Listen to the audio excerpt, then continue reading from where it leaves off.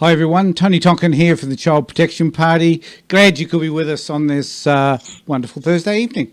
So again, this is an opportunity for you to have a conversation with us about all things relating to child protection and for looking after kids and caring for kids in general. And that, as I often say, is not necessarily about the child protection system. That's about giving kids a voice so that they can have an opportunity to be heard and their needs met. So tonight we're going to have a conversation with you about party stuff, but it doesn't mean that you don't have to have a conversation with us about your stuff. So as often is the case, Avery and I will start with what we think is going to be a reasonable topic, and lo and behold, it will turn into something completely different. So we'd like to welcome Avery with us. How are you, mate? I'm good. It's often the way that we start off on one topic and end up doing something completely different. Well, that's true. I mean, at least it's nice to know that we've got an idea as to what direction we plan to take. So, and we've got just some party kind of things that we need to talk about tonight, don't we, that aren't all that involved. But I do want to say, before we do all of that, I would just like to just take this opportunity to, and I can't figure out how to get this to work. I'd just like to welcome everybody to CPP TV.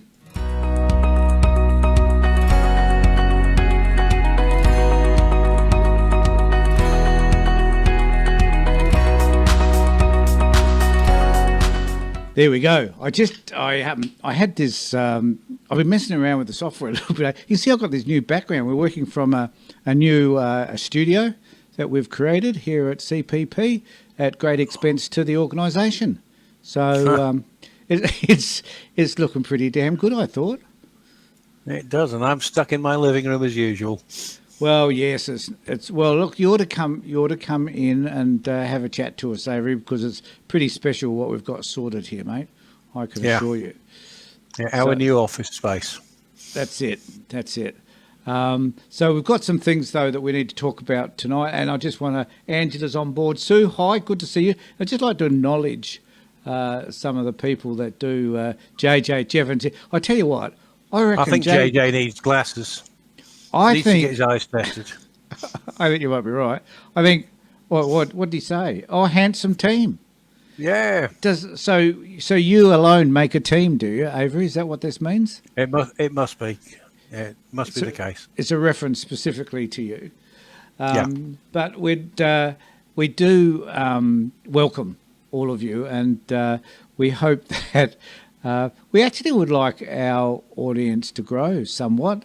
And the only way that can happen is either people don't join us because they find us bloody boring, or they don't join us because it's the wrong time slot, or they don't join us because they just hate the look of us, or they don't believe that issues around kids are important. Could be any one of those reasons. All of the above. All of the above. But we would like more and more people to join with us. We are I've been trying to make our YouTube site a little bit more interesting and upload some stuff, but I've just been so consumed with other things like clients and the party stuff as you have been. I just haven't had the time to go on there and chat about stuff. But we'd like people to go to our YouTube channel and join and subscribe there as well, as opposed to us doing everything over Facebook. That'd be right, wouldn't it? Definitely. Absolutely. The more people we can get, if we can get liking our YouTube channel, excuse me, if we get up to 1,000, at least 1,000 followers on YouTube, one of the things that will do for us is we can then start to monetize it, and that means we don't need to go asking people to give us money. To fund us. To do so, it would be nice, wouldn't it, if we? So the idea was originally so that we could not impose a financial strain on those people who want to support us. Yeah, that supporting us could be as simple as accessing YouTube and subscribing and watching the videos. That would be how simple it would be. You wouldn't have to contribute any money at all, apart from the time that it would take to watch a couple of our videos. And at least I think that's 4 minutes each, isn't it? Isn't that all they ask? Something like that. Yeah. If we need to average 4,000 minutes a month So 1,000 1,000 people in 4 minutes. people watching 4 minutes each. So, everybody, bore yourself silly by going to the CPP YouTube page and watch a video, subscribe, watch a video, share it, send it to your friends, tell them there's no obligation. We just want you to watch it for 4 blinking minutes, and we want you to subscribe to us. Get us to 1,000. I was watching... do you know, Sam? Before you tell us what you were watching, Yeah. I've just shared the link to our YouTube channel. All that anybody needs to do is click that, and then click subscribe and ring the bell.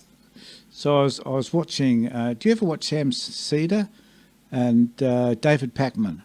So they're YouTubers in the United States that just do this political stuff, and they're having a fight the other day because they're having a fight at the moment. They're actually quite nice blokes, so I don't know what the hell they're fighting about.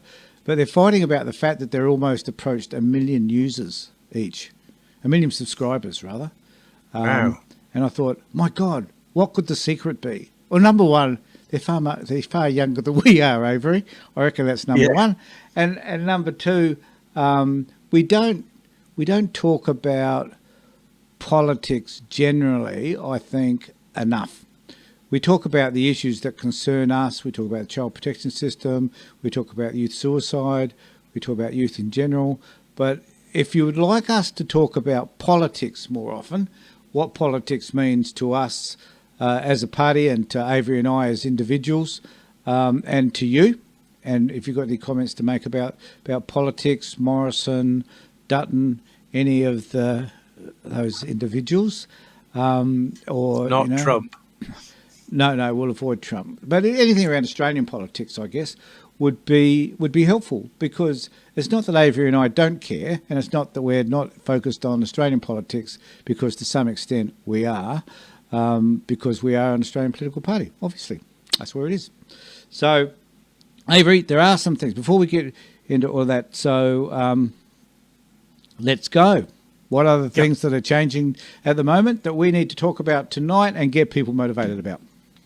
Well, there's a couple of things that have come up in the past few days. One is I got an email from the Electoral Commission of South Australia saying that we have got to provide them with at least 200 signed declarations from our South Australian members saying that they support the ongoing registration of the party.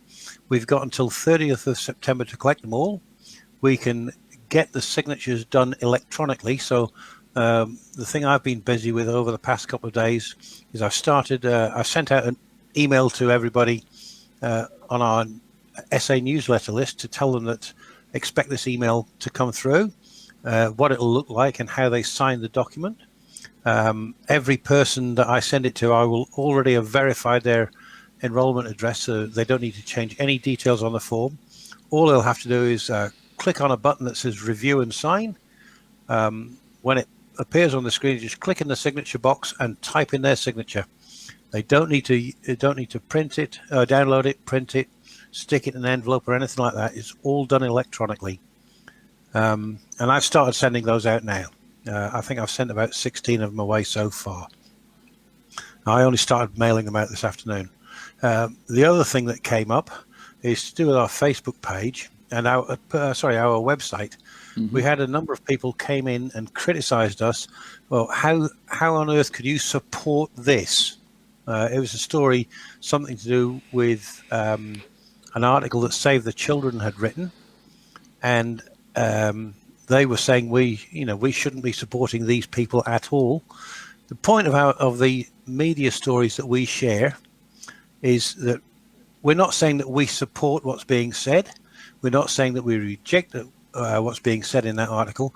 What we are saying is, read this, tell us what you think about what's said in there, because the people who read those pages, those stories, and telling us what they think informs our decisions. It helps us to decide what our position on a particular issue might be. We can't do that without those people out there. When you read one of these stories, don't assume that me, Tony, or somebody else has written the article ourselves. Right down at the bottom of the article, you'll always see in brackets the word source, and it's a hyperlink. it'll take you straight to where we got the story from, so you can see that it is not us. Now, it has been suggested that I should put up a disclaimer on every single story that we put up saying we're not the authors. If people were to read the whole thing or check that source, they will see that we are not the authors. We are sharing it to get the public's opinions on that story. Yes, and I think that, Avery, it's important that if you've got an issue with either Avery or myself or anybody else in the party, it's fair enough that you raise that issue, and it's fair enough that we respond to it as best as we can. There's a whole host of things that we don't do. Some people actually criticise us also for not attacking, not making some of the statements around pedophilia that some people would like us to make. And there are, I was just watching a video actually that a friend of mine sent me on Facebook, which was about the 28 people who have been named in the inquiry into institutional sexual abuse, and that those people. Are you familiar with that, Avery? That there are 28 notable people that have been mentioned in that inquiry. Now the problem. Now I'm happy to play that video. In fact, I lined it up as something that perhaps we could play tonight, Avery. But I've chosen not to. But it is available on YouTube. Happy to send you the link if you want to have a look at it, or we could even pop it on our Facebook page. But there's a couple of problems I have. Number one is that in some of these videos, while they're talking about pedophilia, they flash up the pictures of a whole host of people. And I noticed in one of them was a picture of of Gillard. And I don't think the intention was to suggest that she was a pedophile. But the fact is that they're talking about pedophilia, and then they flash up all these important people, and then the association is that that person is clearly one of those 28 people mentioned. And I mean, I'd be absolutely horrified if for some reason someone flashed up a picture with me and a whole host of other political leaders or whatever, and the inference was that therefore I was involved in pedophilia. It would be horrifying. And so I kind of try to think of these things from my perspective, that, you know, if this was happening to me and I saw that happen, would I be happy with that? No, I wouldn't. So I'm a bit reluctant to. And then this other thing happens, I think, Avery, too, where people start to make associations. So, and I've heard that many times, that people will say so and so is a pedophile and this other person is a pedophile, and I say, well, how do you know that? You know, it's a bit like, it just reminds me of the Pizzagate stuff, is that, you know, the stuff, if it's gossip, it will only be gossip. I believe that if any of these issues are true, and I don't have a doubt that some of them are, I don't have a problem with that at all. We just look at, in the UK years ago, the number of pedophiles that were discovered that were lords and ministers of the Crown and a whole host of other stuff. Right. Look, celebrities, yeah, you know, we've got a few of our own, including Mr. Harris, you know. So we know that it happens, right? Not a problem. I know that it happens. I would like to have enough faith in the legal system to know that if these people are doing the wrong thing, that they will be eventually charged. I don't have 100% faith that the system is that good at getting to and attacking and taking people to court or charging them over some of these crimes. I don't have that faith. And I want to look, Avery, I just wanted to assure people that if let's say, for example, we win a seat in the next Senate election, right? And I find and have information that indicates to me that there are people, regardless of their position, who are involved in the sexual abuse of children. I will name them. Yeah. under parliamentary privilege, I will name them. And That I will think get you some votes. well, it It may will. not get me popularity within certain Not with that political person, parties, but, though. Yeah. But we will name them. It is Yeah. as simple as that. Yeah. But I will. I'm not going to name people.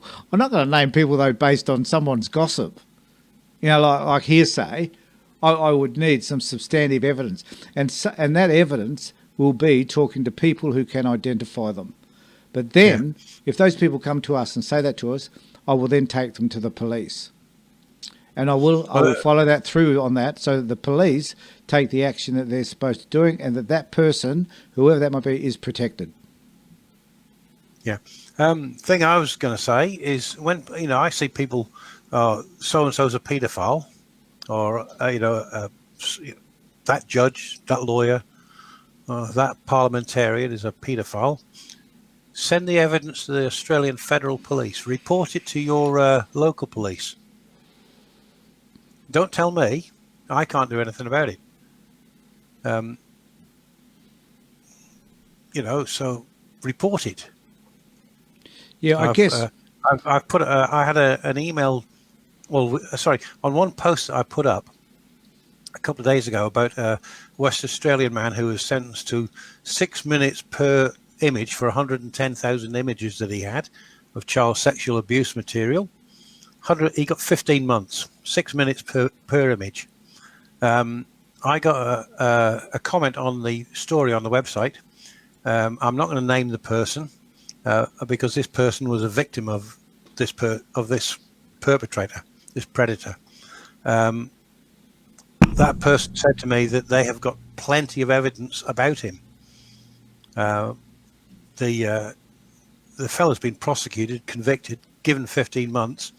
So no amount of evidence that she gives to the police where she lives is going to make any difference. They can't prosecute him again for it. But if she was to pass that evidence to the Australian Federal Police, then they may be able to use that to track down other predators and track down the websites where it's been downloaded from and stuff like that. So, and anybody Avery, else like that, AFP I know, or your local police. and I know that I don't know. Look, actually, when I say that, I regret saying it. I suspect that a lot of these people are a protected species. Yeah. That there are systems in place that probably do protect them. That is, other lawyers, judges, other politicians, and so on. I don't have a problem with any of that. What I do have a problem with is us identifying people with no information whatsoever. However, if that information becomes available, now look, I've had people over the years tell me the stories about other people, and talk to me about cults and a whole host of other terrible, what do they call them? Ritualistic behaviour and cultish behaviour around the abuse of kids. And I've said to every one of them, look, I'm not disbelieving you at all, but if you've got that information, give me the evidence, right? Not just that I've heard of. Yeah. I've been working in the business for over 30 years, and I don't know what it is, but I can remember years ago, I was working at Lifeline. This is about 35 years ago now, and it was my first experience of sexual cultish behaviour, and I can remember saying to the woman concerned, who was quite a believable woman, I understand what you're saying. So this is the person I was working with. I understand what you're saying, but where are you hearing this stuff and where is it coming from? And I tried desperately to dig harder and harder and harder to find out exactly where it was coming from. I knew it was down south of Adelaide, but apart from just the whispers and what she'd heard from others, there was nothing there. So does any of this make any sense, that we need to give us friggin' hard evidence? Yeah. right? I know that it's difficult for people to come forward and talk about it. I get all of that. But you can come and talk to me and some other members of Political Party and Avery about your Yep. concerns in this area, and we will find a way. Believe me, If we some- will find a if way so- to deal with it. If somebody has got evidence against another person for paedophilia, and they are too frightened to hand that evidence over to the police, contact the police themselves, give it to me. I'll do it. I don't care who they are. If they're a paedophile and there's evidence to prove it, I'll hand it over. But I guess the point though, Avery, is what you're saying is that we need to have the proof. Yeah, And absolutely. what does proof look like? Have you got any idea? Like, is proof a video? Is proof an audio recording? Is proof a picture? Is proof just my word? And Evidence. but even just my word doesn't cut it for the legal system, does it? And it shouldn't, because if you're going to prosecute and convict somebody just because somebody said so, then everybody's going to be in jail. There'll be nobody outside of jail. You've got to have a standard of evidence where you can prove beyond a reasonable doubt that person that's been prosecuted is guilty. But you don't need 100% proof. Yeah. It's not absolute. As long as the preponderance of not the preponderance of evidence, that's civil. In the criminal system, you've got to prove something beyond a reasonable doubt. And if people have got evidence that will prove that John Smith is a sexual, is a paedophile, and they've got maybe photographic evidence, they've had stories that kids are related to them. Maybe the kids have found a photograph of, or a text message was sent, an SMS with a dick pic sort of thing was sent by this person. That sort of thing. If they've got that sort of thing, then that can be presented to the police. Yeah. And right. But John Smith is a paedophile is not evidence, it's an accusation. Well, be careful. There are a lot of John Smiths out there, Avery. I want you to know that. Oh, yeah. So please apologise to anyone watching whose name's John Smith. I apologise to anybody named John Smith who is not a paedophile. So, but to others that are, not apologising to them. No. So I guess the bottom line is we take it seriously, but we are not going to randomly suggest that some person, because they're a politician, a judge, a lawyer, or whatever, are a pedophile. Like, how many times do I see those down? All politicians are pedophiles. Yeah, and I've seen all judges are pedophiles and all Bugger lawyers off. are pedophiles. No, they're not. That's crazy Absolutely. shit, Yeah. Just because you're a person in IB. Now, if I reckon that if you're involved in pedophilia, you're not going to discuss that openly with someone who isn't involved in pedophilia. You just don't do it. No. It's like saying criminals go around telling everybody that they're criminals. No, they don't. They only tell other criminals that they're criminals. So and it's a closed shop. So you're only going to talk to people that you think are involved in the same shit as you, basically. But the bottom line is, let us know, because we want to know, and we want to be able to take this further. And if we ever win a place in Parliament and we're convinced, and I mean convinced, that someone is abusing children, we will name them. And the other thing too is we will look to find ways to name people who are working within this system that are abusing the system in relation to child protection in general. And if you're in Parliament, you can name them as well. Absolutely. We came across, I won't mention who the other person was, but one of our associates and myself came across somebody who had talked about us with a client in a very unhelpful way. And so we registered a complaint today with that person's boss. However, if we were in Parliament, I can assure you, Avery, I would be naming that case right now. And, all these cases of these people that we work with that contact us, we would be listing. I came across a case the other day. I don't know if I talked about it on Tuesday night, But I came across the case the other day where a kid who wants to go home was on Monday sexually abused by another foster kid. This kid instead didn't go home, didn't go back to the foster family. She wanted to go back to her mum, so we registered a complaint today with the department about that. If we were in Parliament, we would be registering that complaint openly. Yeah. And asking the minister directly what you're doing about this situation, and we'd be looking for a response. Yeah. You're talking about naming people in Parliament.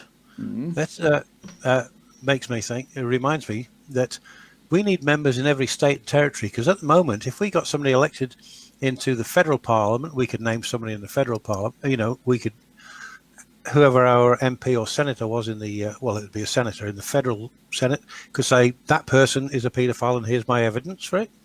The only other opportunity we've got here really is here in South Australia, where we could get if we got somebody at the Legislative Council, we could do exactly the same thing about South Australia. We need members in every state and territory, so we can elect people in every state and territory and get them into Parliament and name people that are doing the offending in New South Wales or Western Australia. Exactly.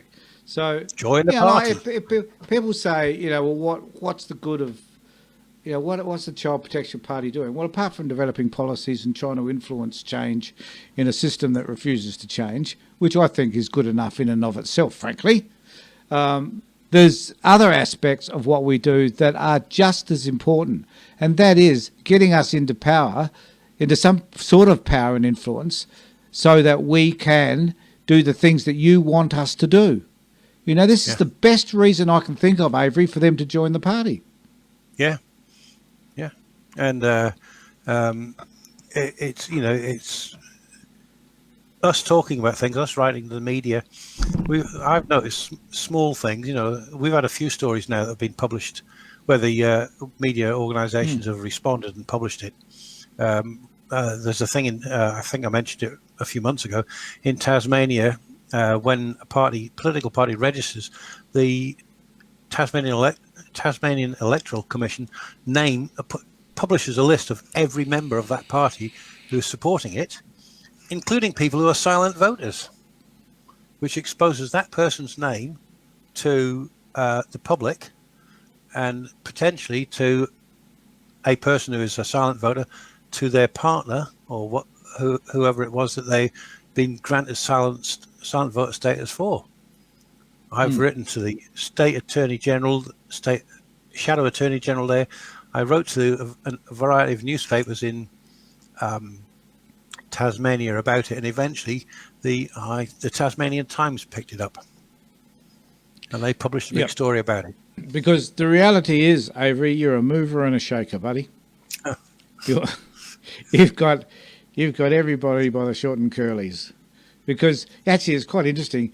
Avery grabs hold of stuff that I just would miss. Like that issue around what was the one you wrote that got changed in the Australian Electoral Commission? Was that?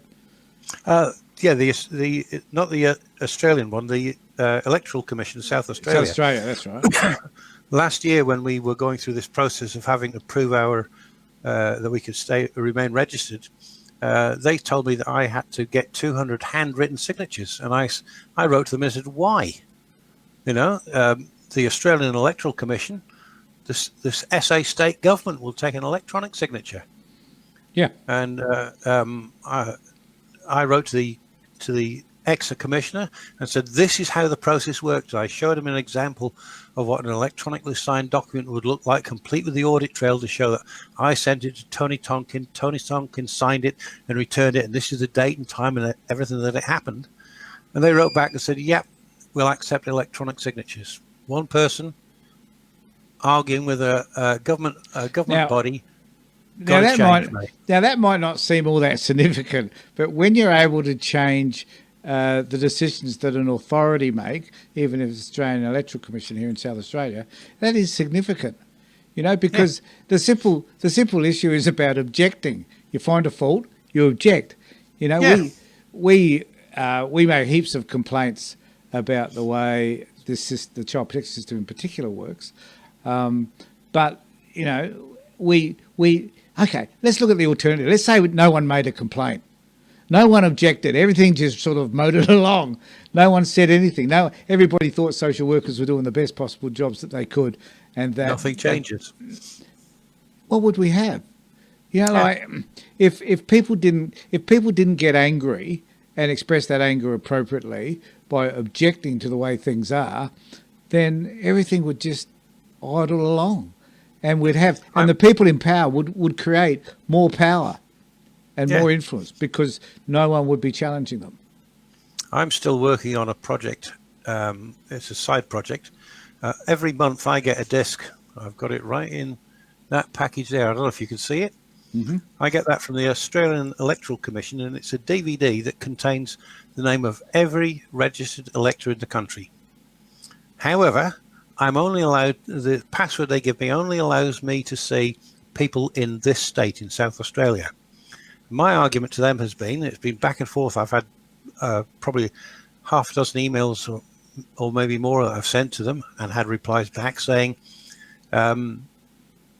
we are a federally registered party.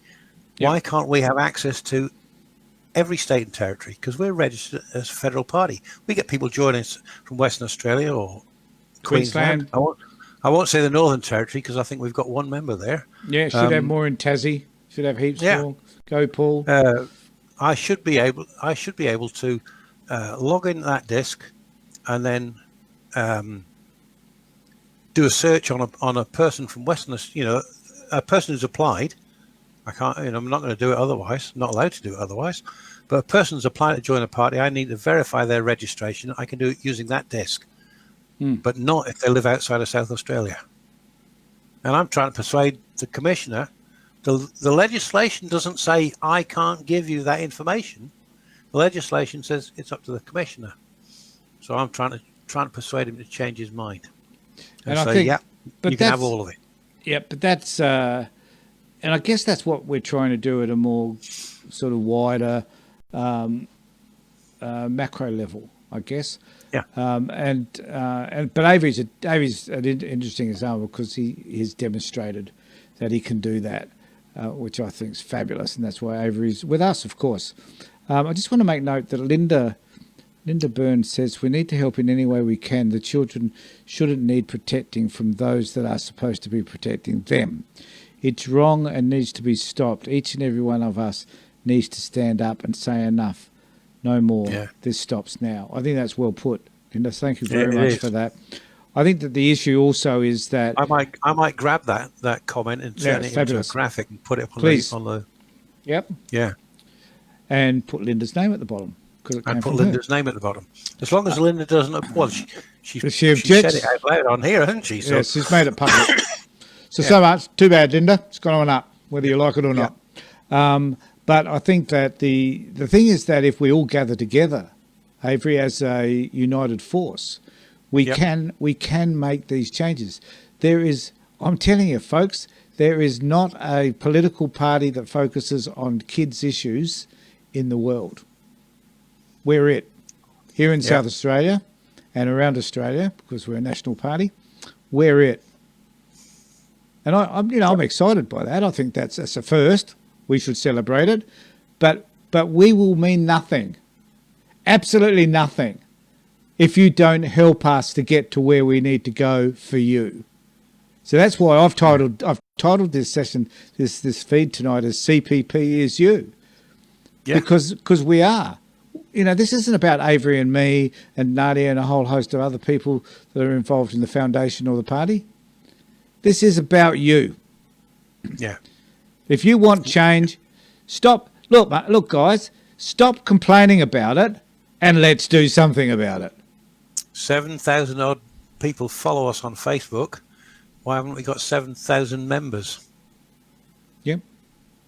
All right. Like if you want to, like those people out there that are complaining. Now, look, and I know none of these people that are talking are actually members of the party, so we're not having a go at you. But Avery's right. If you want to complain about things that aren't working out for you and you're failing to support us, then what in the hell are you doing? Yeah. Why are you complaining? You know, we with your help, because you can step in and help us design policies. Your voice means a lot to us. Doesn't mean a lot to anybody else out there, those that have got your kids in some cases, or those who are, those who are bullying your kids at school, or those who are not supporting your kid because they've got mental health issues. Yeah. We're the ones working to change all of this so that all of your kids have a voice. And we need their help. We need your help. The people that are listening, reading this, sharing it to others, whoever sees this, we need their help to get somebody into Parliament so we can make those changes, or even just to support us when we're nagging somebody like Rachel Sanders to close down Resi Care like she promised she was going to do. Exactly. Yeah. Can you imagine at the moment, folks, when I make a complaint, it's Tony Tonkin from the Child Protection Party, and frankly, do they really give a rat's ass? No, not really. I don't care. But if it's Tony, it's been my view for a long time that if you're going to complain about something and you're not prepared to put your name to that complaint, unless of course it's going to endanger your life by raising this complaint, if you're going to criticize something, put your name to it and say this is wrong and this is how I think we can fix it. That's what we want people out there to do for us, is say this is wrong with the child protection system. This is how we think it should be changed. If your kids are being disadvantaged in any particular way, and you want to make a change, and you're just one voice, you're going to be ineffectual. But if you're thousands of voices, so if in an election we get what the numbers we required, which is about 25 to 30,000 votes, and that's 25 or 30,000 people saying that party, I want to represent me because they're the ones that are going to make a change for my kid's life, then that is a statement. You can be a lone voice in the wilderness, or you can be part of a movement. That's right. Your choice. Yeah. There's a comment that came up on it, a question that came up on here, which it could be controversial, I suppose, depending on what our response is. Yep. Samantha Rose Smith says she's keen to know what we think about mandatory COVID vaccines. Oh, Sam, when a vaccine becomes, if, right? Yeah. If a vaccine becomes available, I think Samantha is asking, should it be mandatory? How long can we stay silent before everybody turns off, Avery?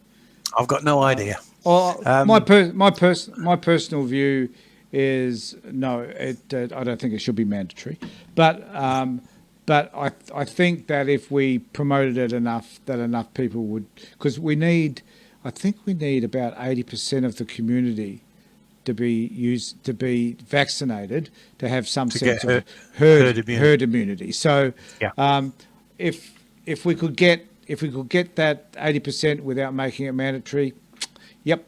And I think that if you live in a place like Victoria at the moment, I think you're pretty close to getting as many maybe 80% vaccinated.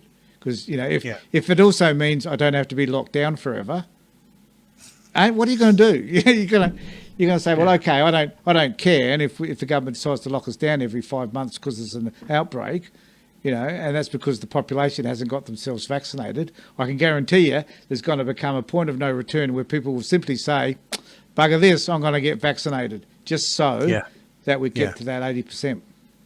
Yeah, you could find that you get to the point where the government says, don't care what you say, it's mandatory. You've got to do it. Personally, I'm not convinced that mandatory vaccination is a good idea. I do think that the reasons for not getting vaccinated should be very, very limited, like a medical reason why you can't have a vaccination. All the crap that you see about it contains mercury. Well, so what? So does an apple. All that sort of stuff should be completely ignored. There's too much pseudoscientific claptrap comes on particularly on Facebook. And the reason why why do people object to, being? Look, I can understand religious reasons because I came from a religious background where medication was not the way to go. So I understand all of those reasons. But then these days though, I wonder. Okay, so you get a jab in the arm. Yeah, there's this.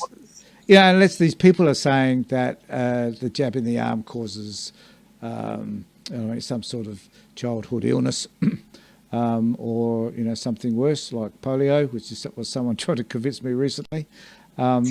If you can find a valid reason why, apart from a conspiracy theory, let me know.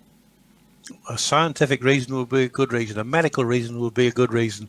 The reason I said what we say might be controversial is I think that the only good reason for not having a vaccination is because there is a medical reason. If somebody says my religious belief does not allow me to have a vaccination, I'll say my response would be prove to me that your God exists, and then I'll go with what you say. Well,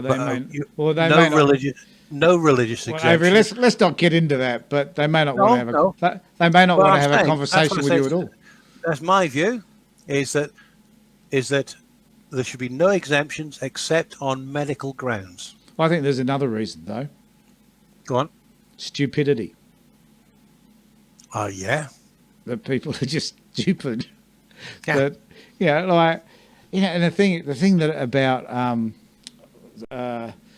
being having your liberties contravened somehow,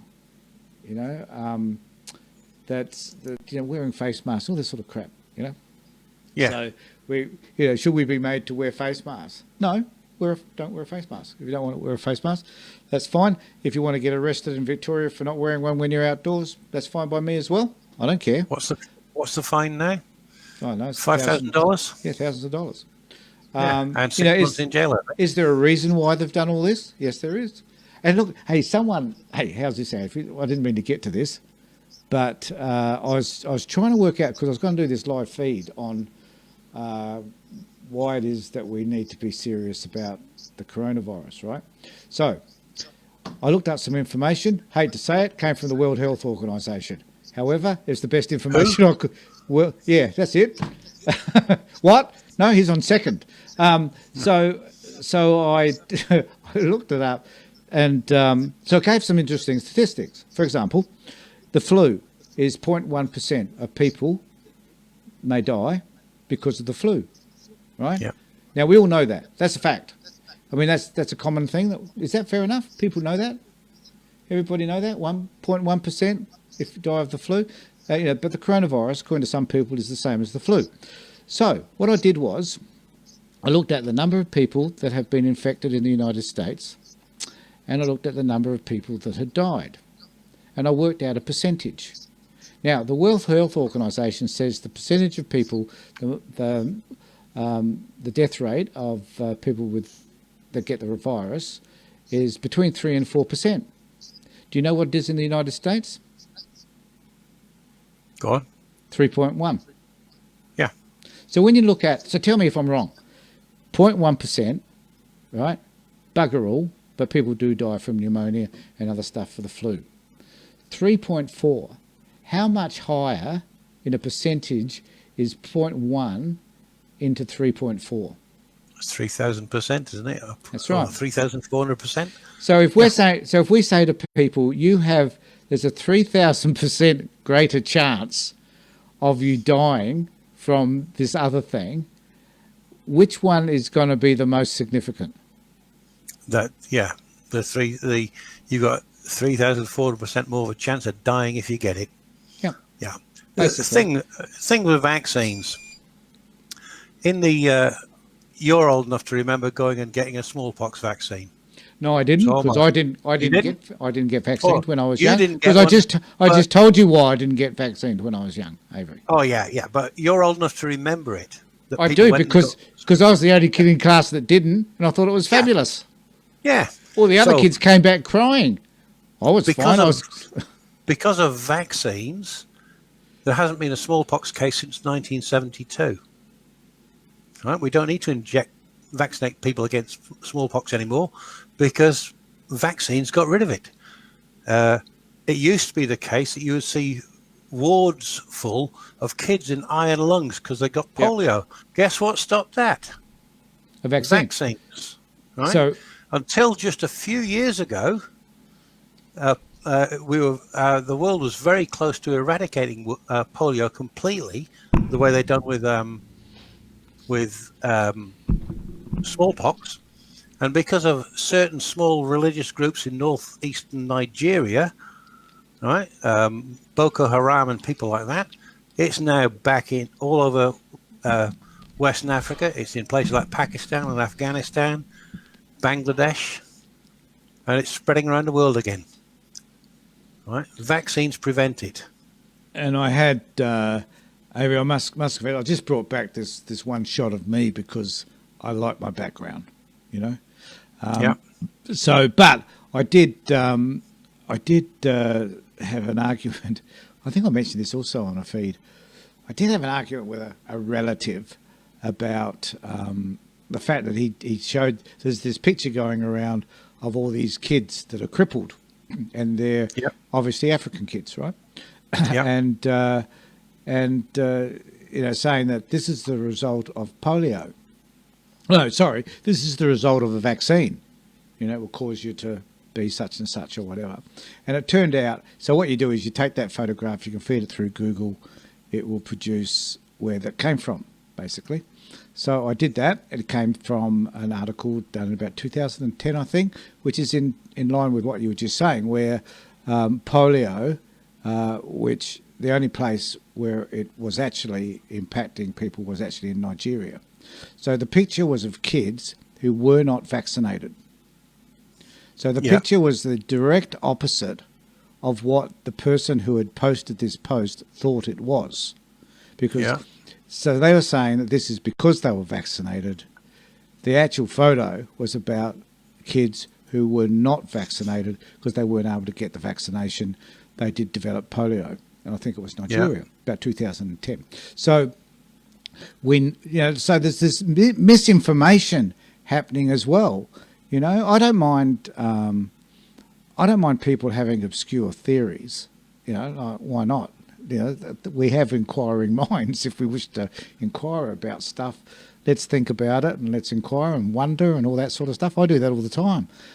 But if we're stating that certain things are fact when they're not, they're just based on other people's assumptions and drawing conclusions based on no information whatsoever, then, you know, I think it's fair enough that we question it, don't you? Yeah, I do. I definitely do. Now, I guess the question is, have we worn this topic out, Avery? And you know, I think we have. Yes, we've had a number of people join us tonight, so I noticed those numbers have been going up and down. So thanks everybody for being a part of our discussion. And I just want to finish on one note, Avery, if that's okay. And I guess that is that the Child Protection Party is a party about you and your kids. Kids don't vote. Kids are as important. Kids are our future. Unless we find appropriate ways to create a future for them, they won't have anything to look forward to. Yeah. And we can do that. But in order to do it, we need to work now. And we need to make sure that things such as our climate is looked after so that our kids have got something to live in when they're older. We need to make sure that the systems that sit around people, such as poverty, that create issues around child protection and the well-being of kids, need to be improved so that everybody has a lifestyle that they can live without anxiety, without stress, and without mental well-being issues dominating their lives. That kids can live in homes which are non-violent because the stresses have been relieved. Yeah. This is the sort of world we imagine that people should live in. And this is what we as a party want for these kids. Not now, but kids in the future as well. Yeah. So it's important, Avery, isn't it, to be able to provide a political party that has all of these kids' interests at heart. Absolutely. And we are the only party on the planet that does it. We are. We are. And we're going to continue that fight, Avery. Yeah. We're not going to give up.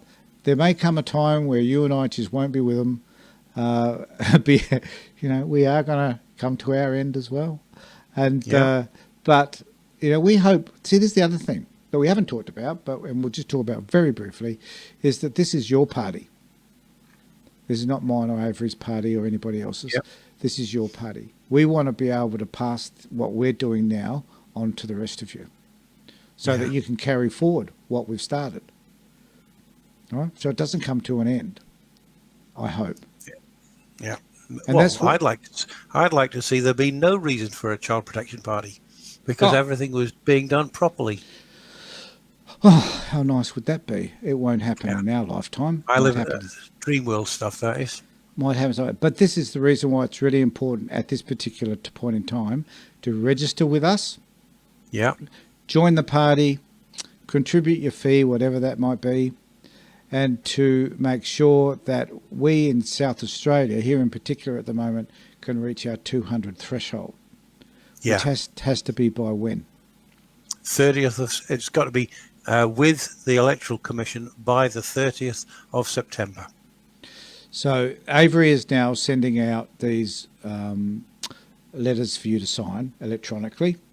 If you receive one in your mail, send it back straight away. If you believe you should have received one but haven't, contact Avery and let him know. PM me or email to avery.hilditch@childprotection.party. And if I'll make sure one gets sent to you. You do have to be a member in South Australia. And if you're not a member right now, sign up and you'll get the declaration at the same time. And if you think I verified your membership. If you think you're a member but haven't received a newsletter or any notification from us in the last 4 to 6 weeks, then contact Avery just to make sure that your membership's up to date. It should be, but sometimes these things get missed out, or you've changed your email address, or something else has happened that has. They might have changed their home address. That's an even more important one. If you moved house, let me know. Absolutely. So if you made any of those changes, please let Avery know. So thanks, Avery, again for a great night. We wish everybody best, and particularly those people in Victoria, we wish that you maintain yourself and that you continue to be safe. Yeah, I'm going to disappoint JJ by not telling a Donald Trump joke. Oh, well, that's a relief. So thanks, everybody. Thanks, Avery. Thank you. Good night, everybody. Good night.